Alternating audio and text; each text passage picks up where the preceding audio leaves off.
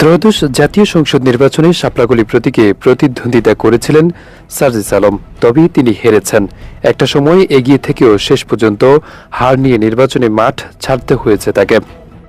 এই হারের জন্য প্রশাসন, বিএনপি, ডিপ স্টেটকে দায়ী করছেন এনসিপির এই নেতা। বলছেন তারা পরিকল্পিতভাবে কারচুপির মাধ্যমে শাপলাকলীকে হারিয়েছে। শেখ হাসিনা পরবর্তী বাংলাদেশে এবার ভোট দিতে ব্যাপক উৎসাহ দেখা যায় ভোটারদের মধ্যে। উৎসবের আমেজেই ভোট দিয়েছিলেন সবাই। তার মধ্যে কিছু কিছু কেন্দ্রে জাল ভোটের ভিডিও এবং কিছু কিছু জায়গায় অনিয়মের ভিডিও সামাজিক যোগাযোগ মাধ্যমে ভাইরাল হয়েছে।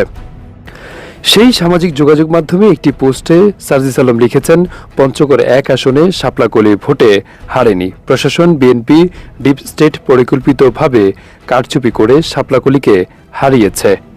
এই পোস্টের কমেন্টে সার্জিস আলম লিখেছেন, নাম প্রকাশ না করা সত্ত্বে ভোট কেন্দ্রে থাকা প্রশাসনের সদস্যদের স্বীকারোক্তি, প্রধান পোলিং এজেন্টের স্বাক্ষর ছাড়া ফলাফল শিট ও গণভোটের ব্যালটের চেয়ে এমপি ভোটের 25,000 বেশি ব্যালট ও প্রথম 80টি কেন্দ্রে 8,000 ভোটে এগিয়ে যাওয়ার পর 2 ঘণ্টা ধরে ফলাফল প্রকাশ বন্ধ রাখা হয় এবং ইঞ্জিনিয়ারিং করে পরবর্তীতে সব ফলাফল অপ্রত্যাশিতভাবে একসাথে 150টি কেন্দ্রের ফলাফল প্রকাশ করে অন্য পক্ষকে জিতিয়ে দেওয়া, এর সবকিছুই এসবের প্রমাণ।